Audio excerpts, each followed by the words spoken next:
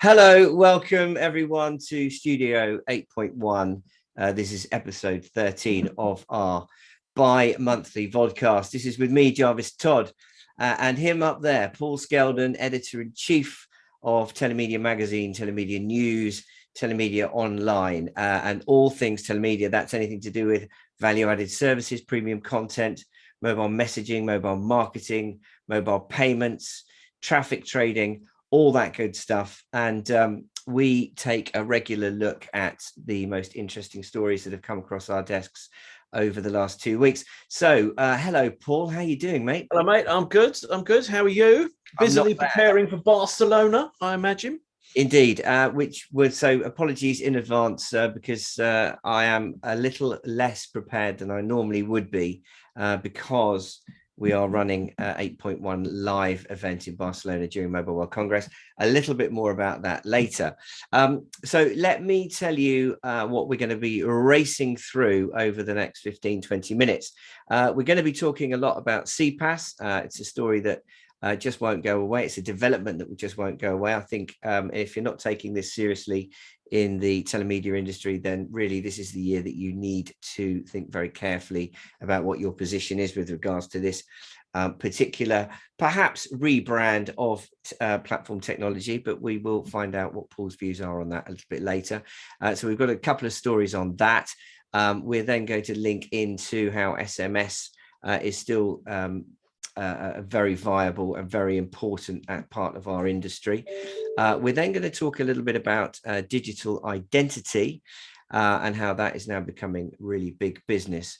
And then finally, we're going to be talking about Paul's favorite subject, because he is now one of the leading lights in the world of the metaverse and in particular tokens and tokenization. And as we found, I think, over the last year or so of doing these podcasts, the industry is just moving at a remarkable pace.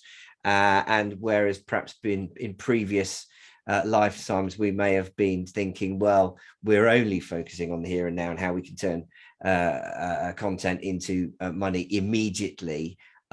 Forward thinking perhaps was not necessarily something that the telemedia industry was well known for, but now we've been talking about AI, we're talking about augmented reality, and so I don't think it's any surprise that the metaverse is now high on our list of editorial features.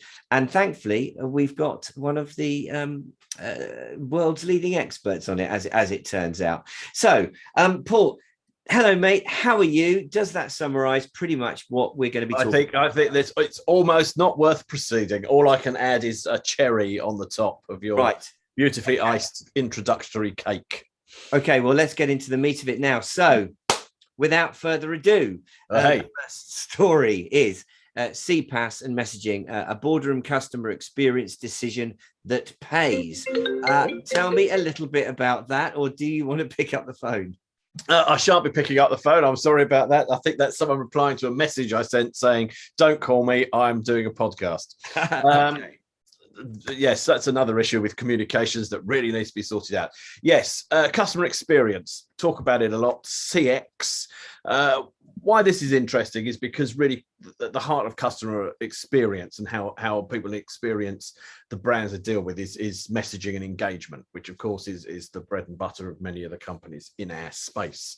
And a recent study of 2,000 consumers across the US and the UK by our friends at IMI Mobile concluded that shoppers, customers, people out there, they consider good customer service as important as the price they pay for things. So you've got to get it right as to how you interact with these people.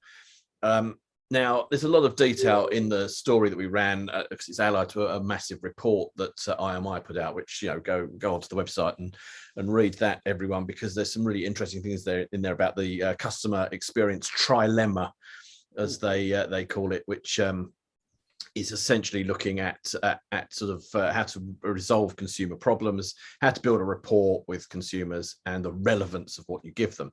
But really, the upshot of all of this is that messaging technologies are at the heart of how you do this customer experience thing, particularly in the sort of taking care of people before, during, and after the purchase process, which feeds really beautifully into the sort of CPaaS idea. This is why CPaaS, which, as you say, possibly is just a new name for stuff that we've all already done, is now so important.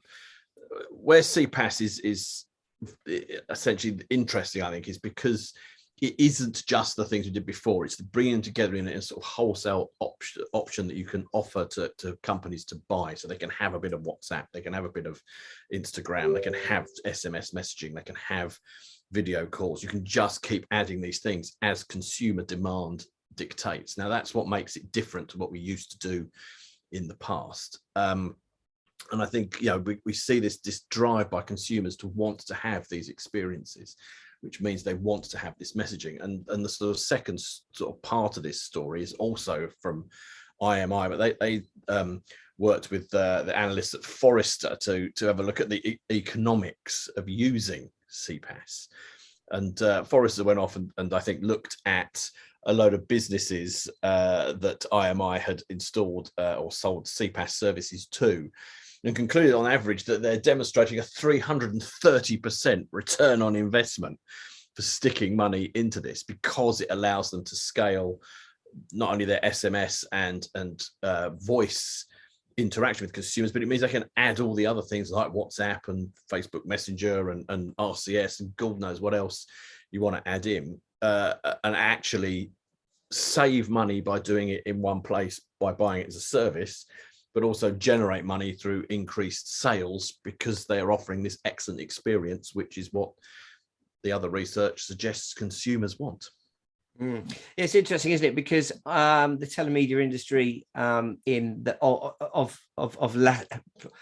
what is it, latter year of yesteryear? Yesteryear, I think. Yesteryear. Yeah. Of yore, telemedia of yore. Yeah, we used to get a little bit of a bad rap for poor customer service and poor CX. Hate to use that acronym, but there you go. I'm going to do it. And I think, of course, that is very closely linked to bill disputes and chargebacks and all that unpleasant stuff. So I think we've really seen not only customer experience and customer service becoming, and customer journeys becoming a really important factor in providing a successful, profitable telemedia value-added service, which means that, you know, this side of CPaaS becomes very much part of what a telemedia provider or merchant might want to factor into their business model, but also perhaps points the way towards reducing customer complaint levels, but with good customer service. But I think it also fits very nicely with what we've seen in terms of the quality of content and service, which has gone up and up and up, with the view that providing a good service, providing high quality content, not only helps retain customers and engage customers, but also, enables them to justify paying more money for those services often. And certainly at the other end, not complaining because they've enjoyed the experience and they've enjoyed consuming the service that they've been sold. And I think it all ties really nicely into how to make a strong, healthy telemedia business going forward. So I'm really glad that, you're featuring a lot of CPaaS. Yeah, well, it's really big news, because the other aspect of it is that this whole idea of, sort of, like you say, customer journeys and the user experience for customers being so important, is that it's really important to all customer facing businesses, and they all need to rapidly onboard these messaging and engagement platforms. And the only way they can do that with any consistency and at an affordable cost, and to do it quickly enough, is to buy it in as a service. And so suddenly all our telemedia players, who, many of them say, well, we've been doing this for years. You think, yes, you have. Now it's got a name, but also now it's really got a massive mainstream market who all want these things. And now is the time to capitalize on that. Yeah, I mean, and talking of that, we can move on to the next story. So, still, I think clearly one of the strongest channels is SMS, and I know that talking to James Williams at MEF. He's sort of always pulling, well, I was going to say pulling his hair out, but that it clearly is not possible. I think that's behind him now. Ship has sailed. You know, he's often lamenting the fact that perhaps the industry gets, you know, I'm just contradicting myself with regards to the blue sky thinking, but, you know, gets carried away with RCS and omnichannel and sort of almost forgets that SMS is still a big winner. And the story there was that more than half of UK consumers read all text messages on their phones, with big implications for mobile marketing. So, I mean, the headline says it all. What were the key takeaways from that one, and particularly with regards to you know, omni-channel and CPaaS? Well, the key takeaway is that sort of you can't go wrong really with SMS, because, you know, at least half of people read every single text they get. I mean, I must admit, I do. You probably do too. You don't even know that you're reading the ones that are actually from companies or possibly a spam. You do at least read them, because it's really immediate, and they're often really quite short. So you're not sort of wasting a lot of time doing so.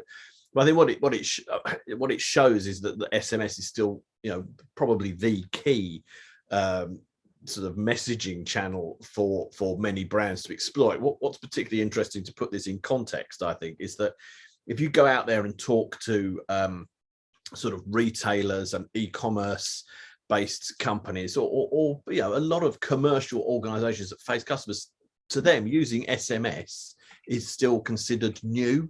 Yeah, you know, they all work on email marketing, which is, you know, also works really well. But to them, SMS is new. So forget for a moment WhatsApp and RCS and all the other channels you can do it on. You know, just getting it on text is going to give people much bigger reach into their consumers, and will satisfy more this need for good customer experience when they interact with brands. I mean, just being able to add text to doing it is great. Now, the survey comes from Text Anywhere. There's the key finding is the sort of 50% of people, which is obviously quite useful. But it also does give some tips as to how businesses can, things they need to do, like customizing their sender ID, because 75% of recipients report that opening all text messages, it increases when they can see who it's from, you know, text also works with all demographics of people. It also attracts more tech-savvy shoppers and all that kind of thing.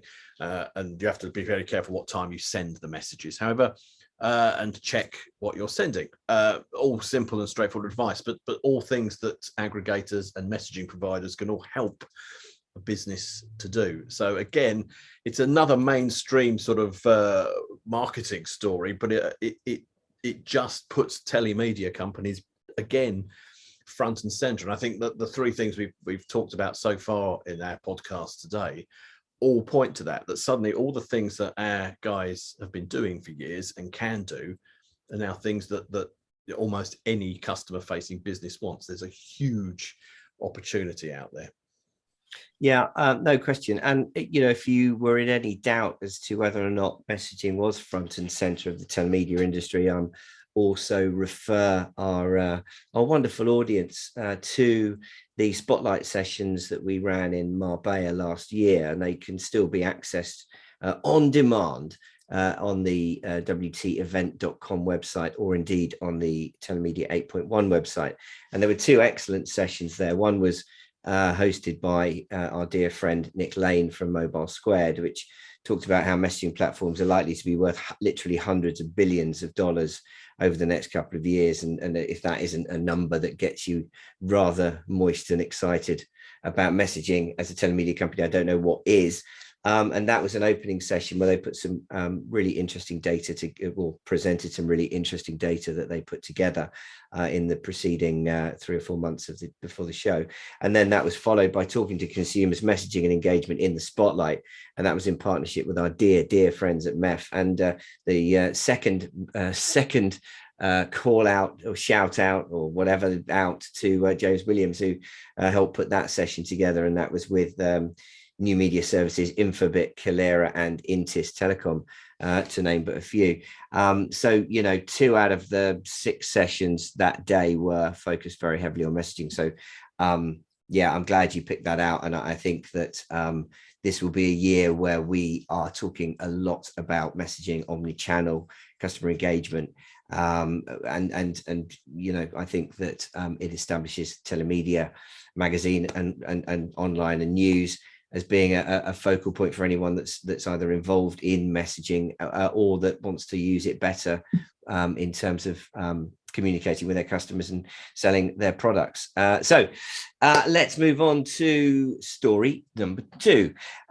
Broadly speaking, this is all about digital identity and how this is now a big business. And the story reads that digital identity revenues will exceed 53 billion globally by 2026 as verification becomes critical. Now, I'm not sure who has put this. Is presumably it's Juniper Research. Yes, I think the words "according to research" by Juniper Research has been somehow omitted.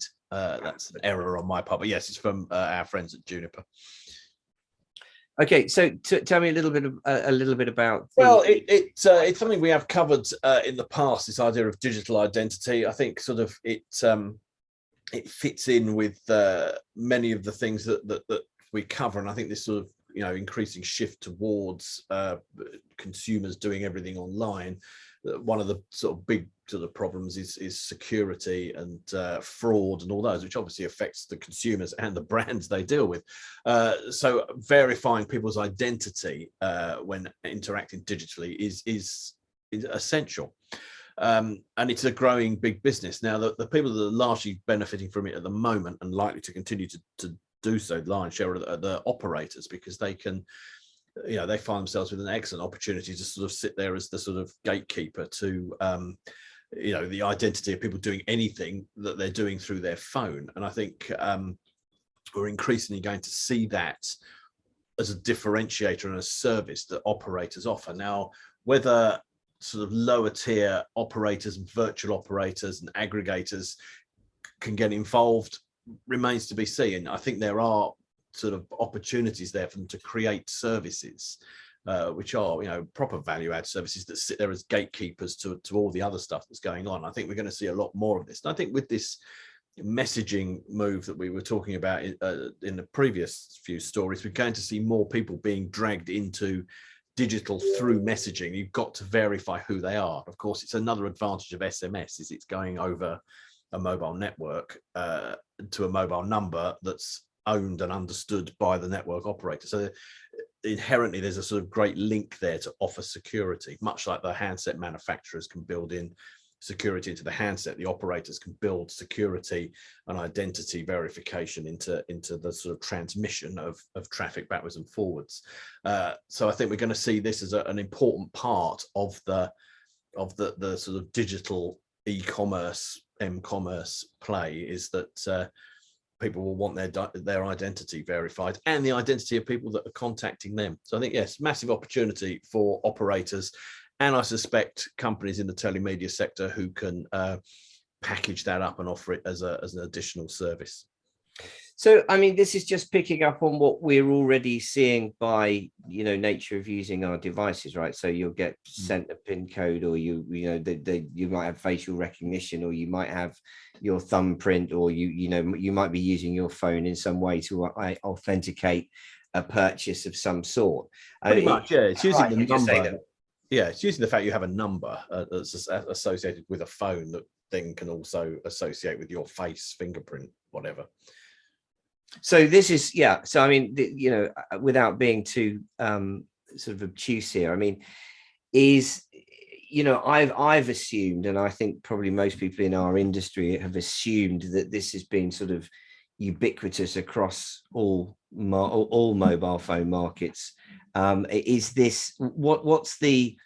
Well, it's always been possible. It's just being used a lot more, and I think where it comes into its own is this idea of being authenticated to do things in apps and other online and mobile services without realizing it. Now, an example which sort of involves digital identity is if you go and use your supermarket sort of scan and shop app, you have to use in my case with my phone, I have to use my face to open the phone, which then lets me open the app.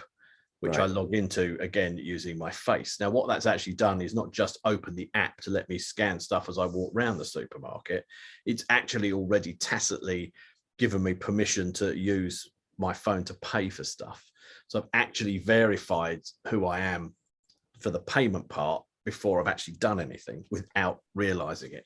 And I think it's these aspects of digital identity where you can make it seamless, so the user doesn't know that it's happening, but can feel reassured that there is security there because their phone is making them secure, or the network's making them secure, or they're verified by their number, but without having to do anything. It's where the big opportunity lies. So yes, it's always been there. Yes, you get one-time passcodes and things sent to you, which is sort of a form of digital identity verification. But really, it's these combinations of your phone number and presence on the network and your face or fingerprint or passcode or whatever, all working together to not only let you into your phone and to do things, but it's sort of tacitly letting you pay and all sorts of other things. And it's going to be key to, I think, sort of certainly in physical retail, sort of, going into a shop, picking up what you want and walking out without actually doing anything and paying seamlessly.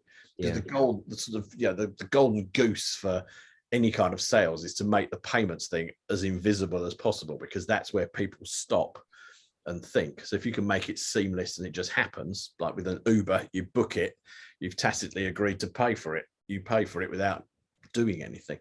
That sort of approach to selling anything is sort of nirvana, because it avoids sort of cart abandonment and people sort of balking at checkout.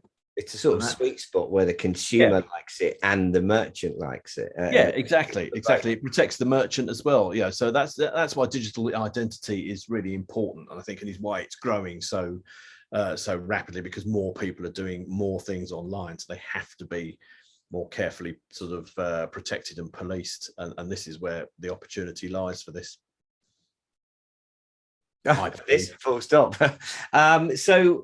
Okay, well, let's move on to the third story. And this is, as I said earlier, something that we are going to be talking about a lot, and we make no apologies for leading the telemedia industry, not really kicking and screaming, but perhaps slightly bewilderingly into the metaverse, which is obviously a bit of a buzzword, because, clearly aspects of the metaverse, including tokenization, gamification, NFTs, and all that sort of thing, have been areas that we've talked about quite a lot over the last couple of years. And I think particularly exploring ways in which telemedia payment providers can strategically move into these areas and apply their payment technologies to some of the digital capital, I suppose, that's being developed within these new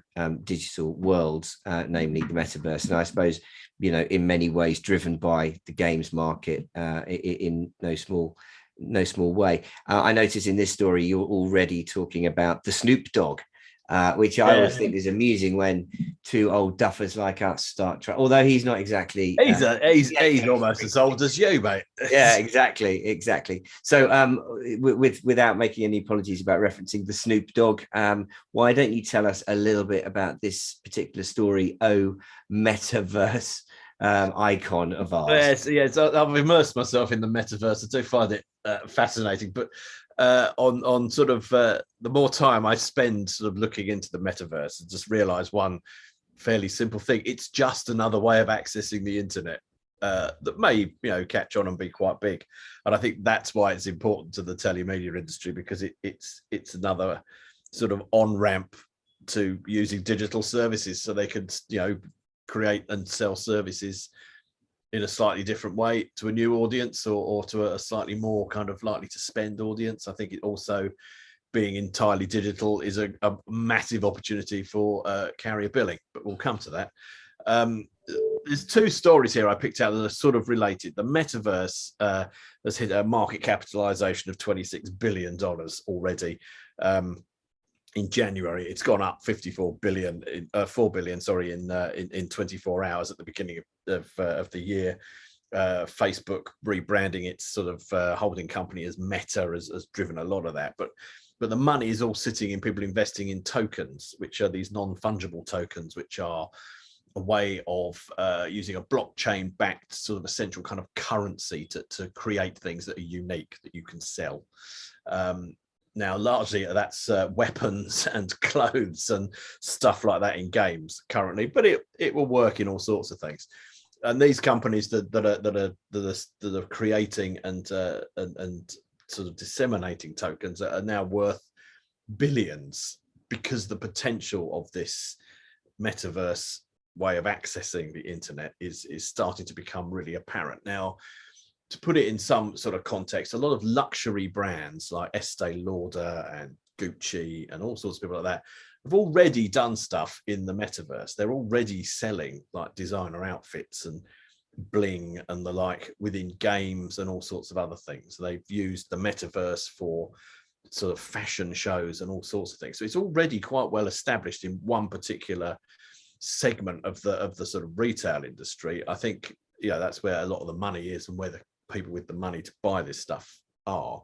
But I think that model is going to be expanded. Now, tokens have therefore become big business, and this is where my friend and yours, Snoop Dogg, comes in. Is that he is one of the top 3 sort of most valuable tokens in the metaverse. Him, a man called Mark Cuban, and another called Gary V, who are both, I believe, vloggers.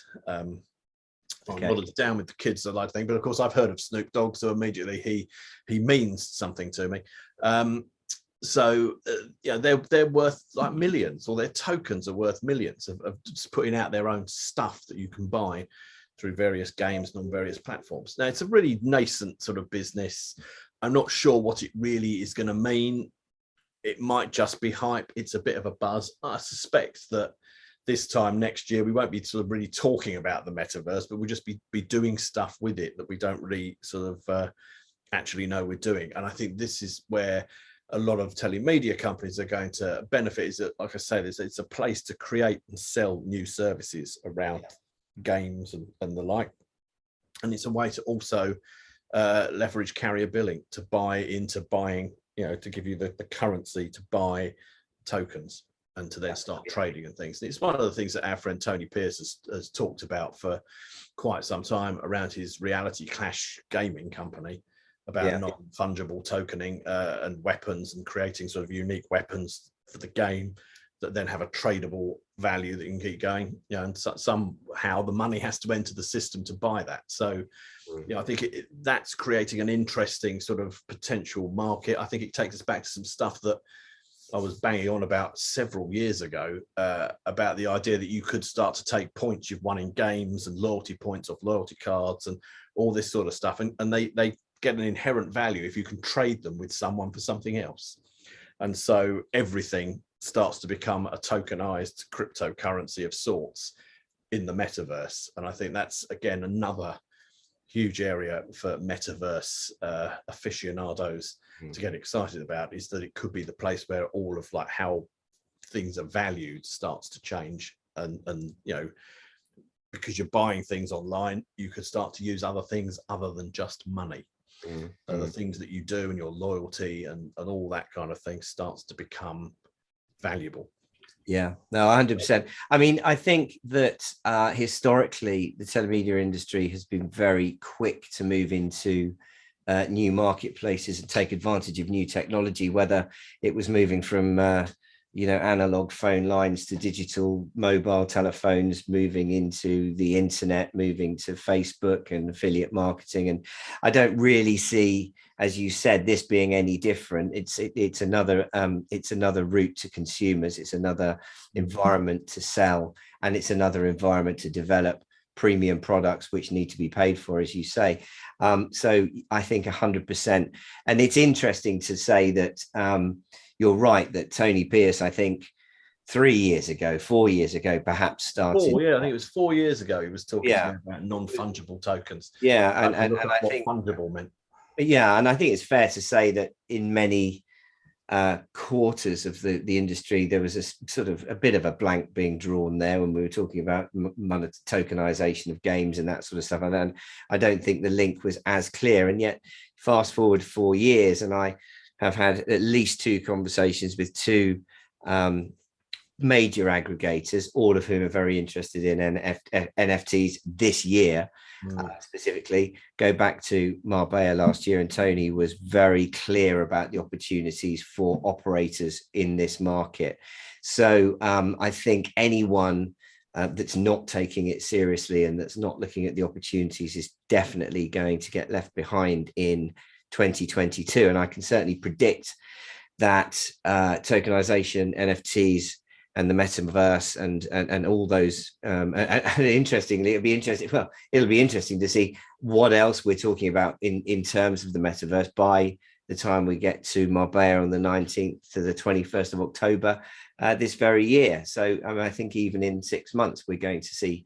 I think so. I think you're going to start to see people in the early summer approaching you with ideas of things they want to talk about in Marbella about the metaverse. I think it'll be buzzy enough to attract a lot of interest, and I think there's potentially some interesting things people can do with it. So I think we've been sort of talking about this for quite some time, thanks to Tony Pierce and his non-fungible tokens. We're way ahead of the game. Exactly. Well, and I'll tell you what else. The other interesting thing, and this brings us onto our final story or piece, really, is that we don't need to wait until the 19th to the 21st of October before the industry gathers in a big way, because I think 2 weeks ago, did I mention Barcelona and 8.1, or was it still just a twinkle in our eyes? You did mention it and said that you were going to hopefully have more details by today, and here we are. Okay, well, I can tell you that since that event, since that VODCAST, 7 days ago, we finally went live with the 8.1 Live Barcelona plans. There's something like 170 people on LinkedIn already said they're going. We expect that to certainly increase over the next 4 weeks. We have been very, very, very fortunate to have attracted some really brilliant support. And I think it's well worth giving a shout out to Sam Media, MT2, Melody, Cookies Factory, Avena, SBF Tech, and Ollie Mob, ABC Mobile, Zenosol, new one there, new brand there, Creative Clicks, Platin, and Premium E. They are currently signed up as sponsors and exhibitors, and there is a very large list of people that we're also expecting to come in over the next week.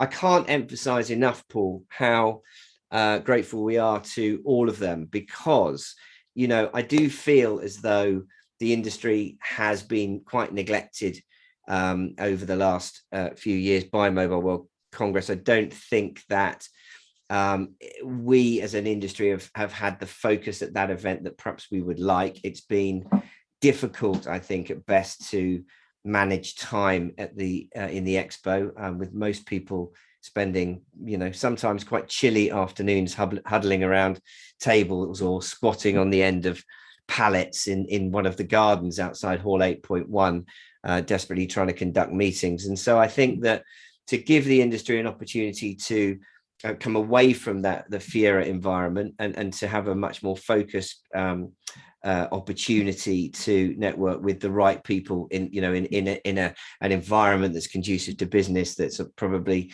a little bit more fun, certainly warmer, definitely cooler in terms of style.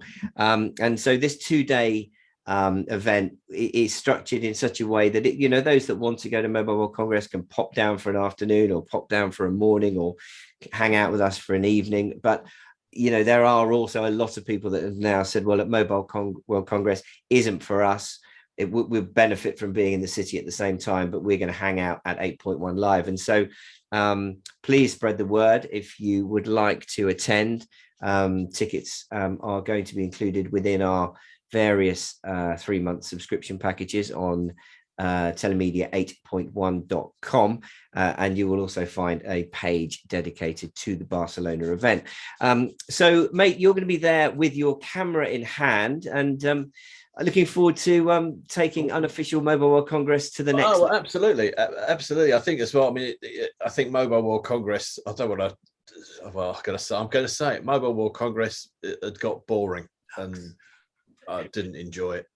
And it was far too many people. It was far too unfocused, not just for the telemedia people, but I think for all the different facets of the telecoms industry. It was just like a massive free-for-all, which was impossible to navigate in any meaningful way.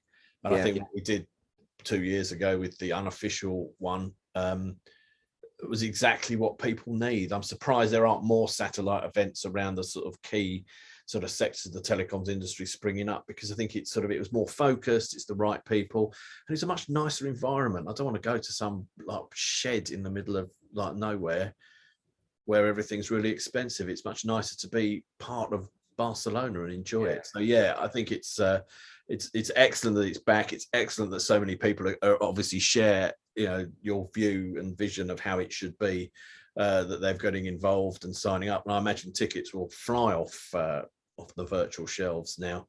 Well, that's what we want to get there. I think it's going to be really successful and really good fun. I really look forward to it. And next year we'll do it in the metaverse. Yeah, exactly. Well, no, we'll all be there. We'll just be wearing headsets. Oh, okay, yeah. Back in Hall 8.1 with I mean, I think you know, one of the things that I think is really important is that, you know, if you think about if you have a full diary, you know, it's very different. You know, in 2 days at a World Telemedia show, you know, at a good pace, you probably get through 30 or 40 meetings. You know, to do that at Mobile World Congress, given that each, you know, you have to find the person, they might have ended up not being there, or they could be in another hall. It takes forever to generate that much business. And you know, you're paying €800 to wander around, you know, miles and miles and miles of exhibition hall, which aren't relevant, trying to find the people that you want to meet. So, I hope we're providing people with a better way of doing business. And yes, as I say, the early signs are really, really very promising. So thank you to everyone to supporting us. And that is why we must go, because we've got tons more 8.1 live organization to do. You've got a magazine to put to bed, which should be out in time for that event. Ready for the show with all you need to know. Yep. All right. So listen, mate, I will see you in 2 weeks' time, where we will be on the right on the edge of it, and just ready to talk. Yes, to be on the cusp. We'll be seeing you next week after that. So right, everyone. Absolutely. Well, back to work. Thank you for joining us, everyone. We'll see you in 2 weeks' time. Cheers, mate. Arrivederci. Bye-bye. Bye.